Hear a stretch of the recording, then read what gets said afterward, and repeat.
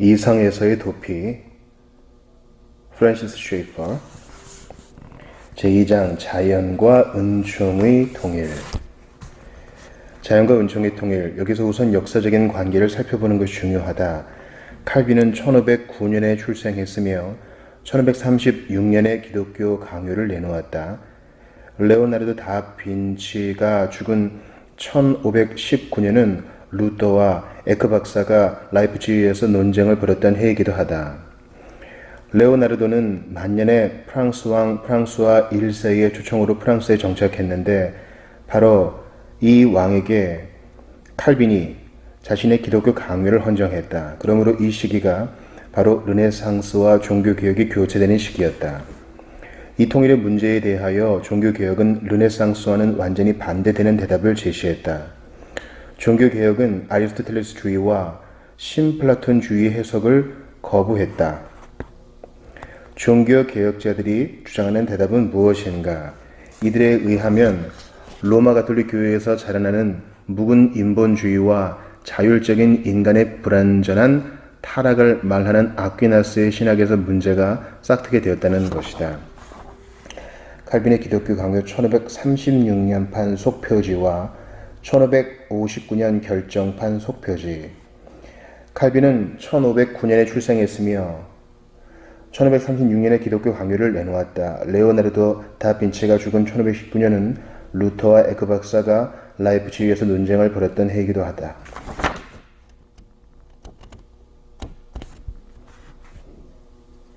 레오나르도 다 빈치의 죽음. 장 오규스트 도미니크 앵그르.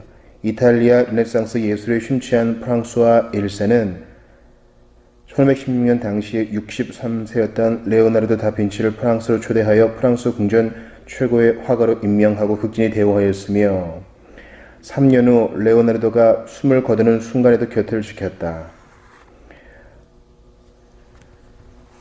종교개혁은 성경에서 말하는 전적 타락을 인정했다. 전인이 하나님에 의해 지음받았으나 지금은 지정율을 포함한 전인이 타락한 상태에 있다는 것이다. 아퀴나스와는 반대로 오직 하나님만이 자율적이라고 주장했다.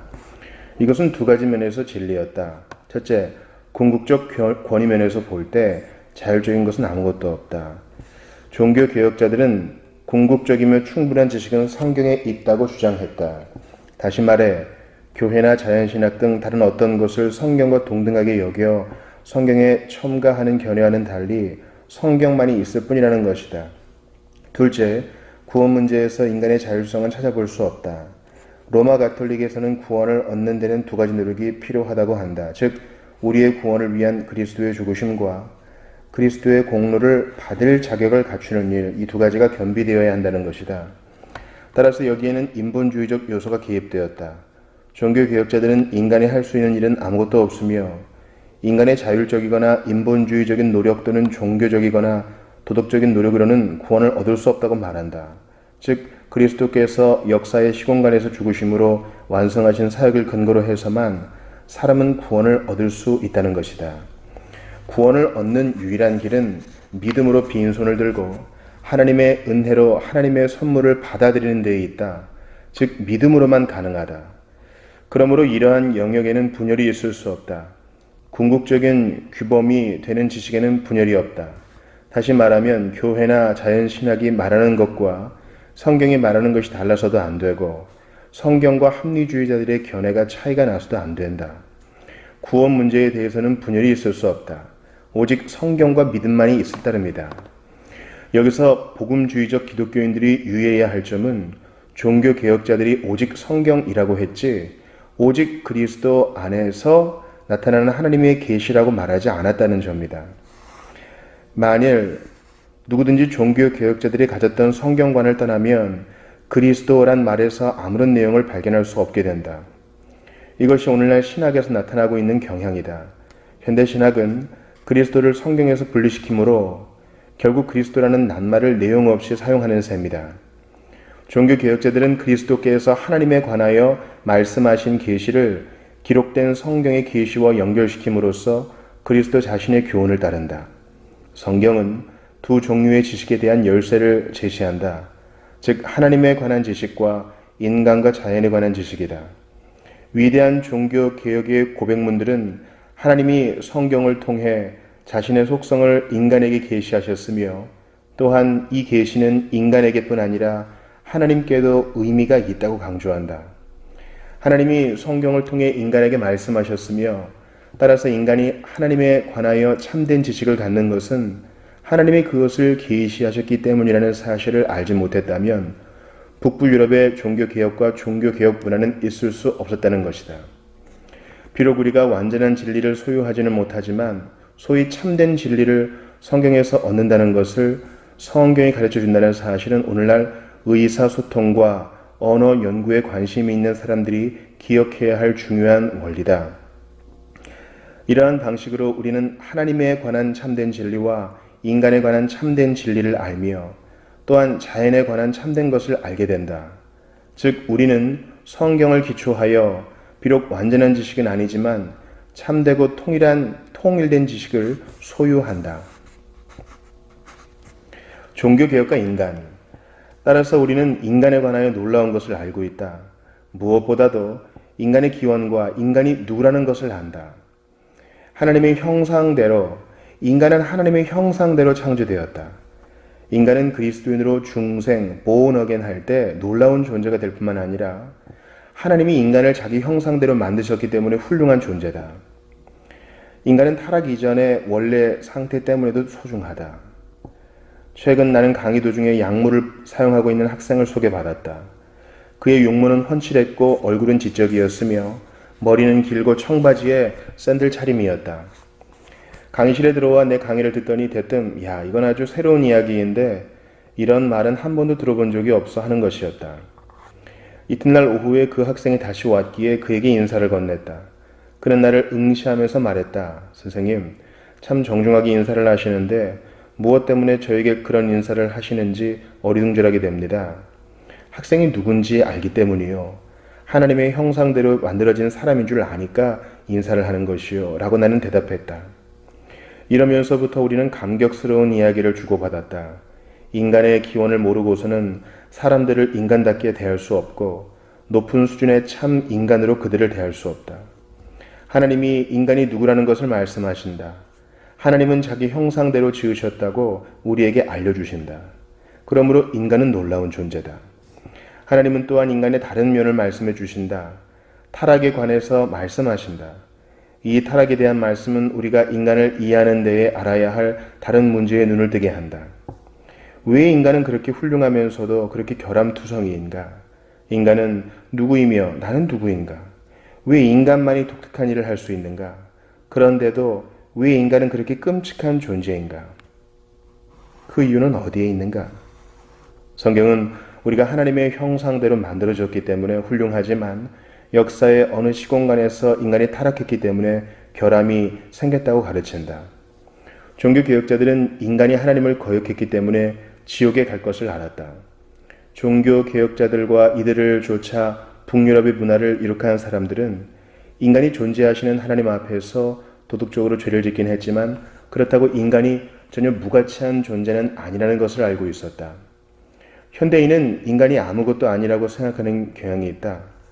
개혁 시대의 사람들은 인간이 하나님의 형상대로 지음받은 것을 알았기 때문에 현대인간은 정반대로 생각했다.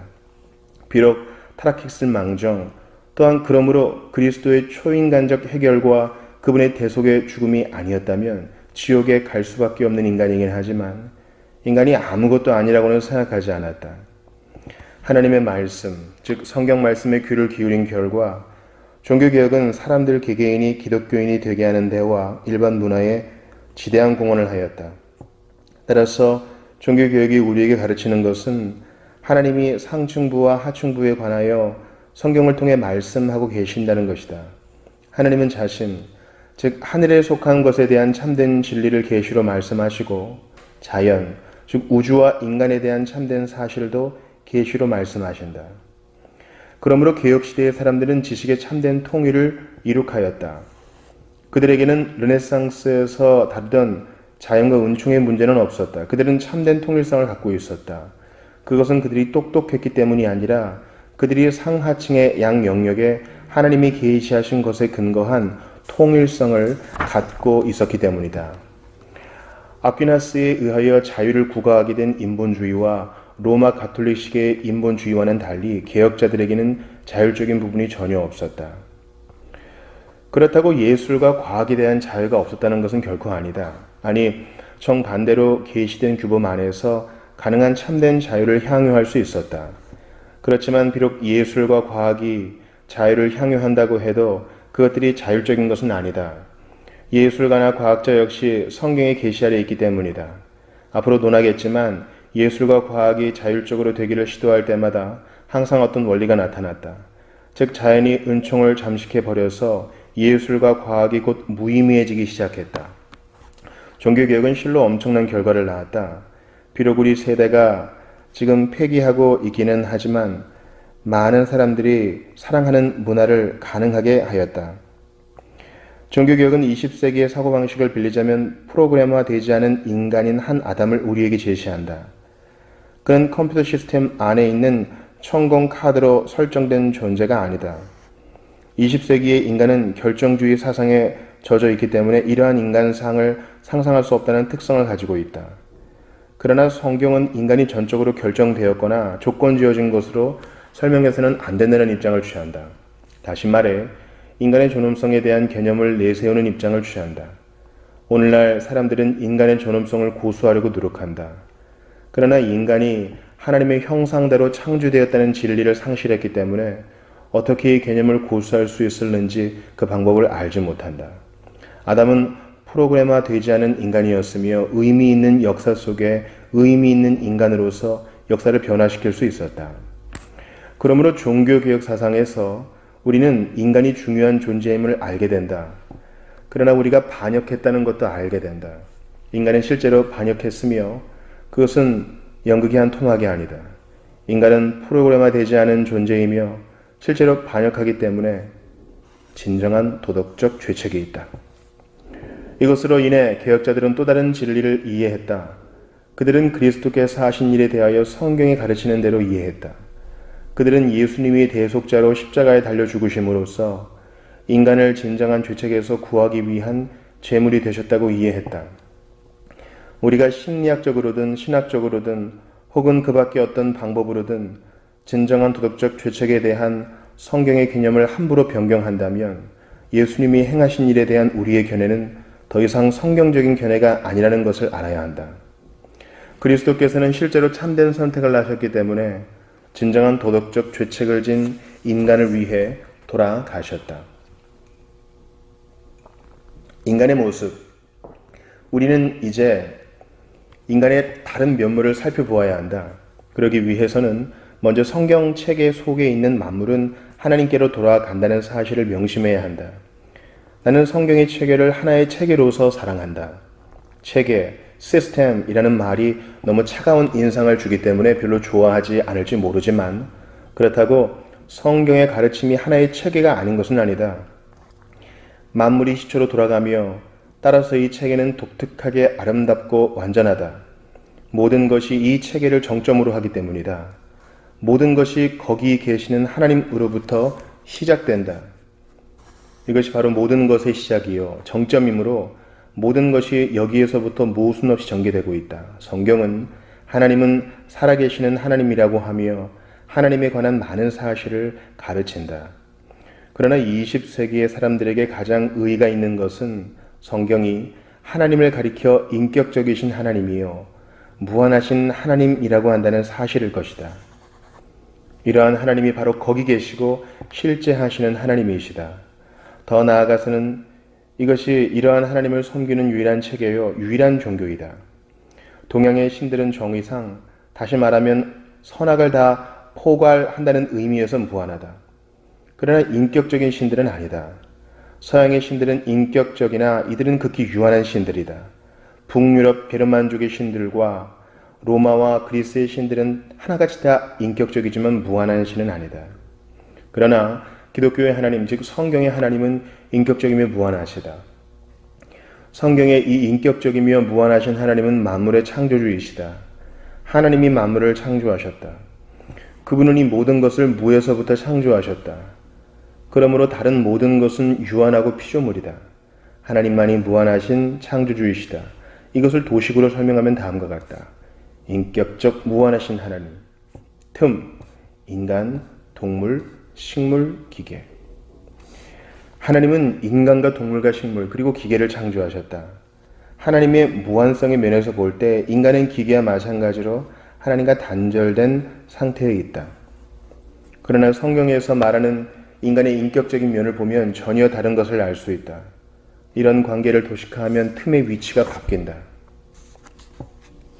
인격적 무한하신 하나님, 틈, 인간, 동물, 식물, 기계. 인격적 무한하신 하나님, 인간, 틈, 동물, 식물, 기계. 이처럼 하나님의 형상대로 창조된 인간은 하나님과 인격적인 관계를 가지도록 만들어졌다. 인간의 관계는 위쪽으로도 성립되는 것이지 아래쪽으로만 성립되는 것이 아니다. 20세기 사람들을 접해보면 이 점에서 전혀 다른 생각을 한다. 현대인은 아래쪽의 동물이나 기계와의 관계를 찾는다. 성경은 이러한 인간관을 배척한다. 인격적인 면에서 우리는 하나님과 관계가 있다. 우리는 무한하지 않고 유한하다. 그럼에도 불구하고 우리는 존재하시는 인격적 하나님의 형상대로 창조되었기 때문에 참으로 인격적인 존재이다. 종교개혁과 르네상스와 도덕. 르네상스 사상과 종교개혁 사상 사이의 이러한 차이점은 여러 면으로 실제적인 결과를 낳았다. 이러한 신뢰는 광범위하게 퍼져 있다. 예를 들면 르네상스는 여자를 해방시켰으며 종교개혁 역시 그러했다. 그러나 거기에는 상당한 차이가 있다. 1860년 바젤에서 출판된 이탈리아의 르네상스 문명이라는 부르크 하르트의 저서는 아직도 이 방면에 대해서는 표준 저서이다. 그는 이탈리아 르네상스에서 여자들이 자유를 얻기는 했으나 전반적인 부도덕이라는 큰 대가를 지불했음을 지적한다. 부르크 하르트는 이를 설명하는 데에 상당한 지면을 할애한다. 그 이유는 무엇일까? 자연과 은총에 대한 당시의 견해를 보면 이해가 간다. 이러한 견해는 결코 이론적인 데에 머물지 않는다. 왜냐하면 사람들은 생각하는 대로 행동하기 때문이다. 서정시인, 정신적 사랑, 이상적 사랑. 소설가 희극시인, 관능적 사랑. 상층부에는 정신적 사랑과 이상적 사랑을 가르치는 서정시인이 있고 하층부에는 관능적 사랑을 가르치는 소설가와 희극시인이 있다. 당시에는 외설 서적이 범람했다.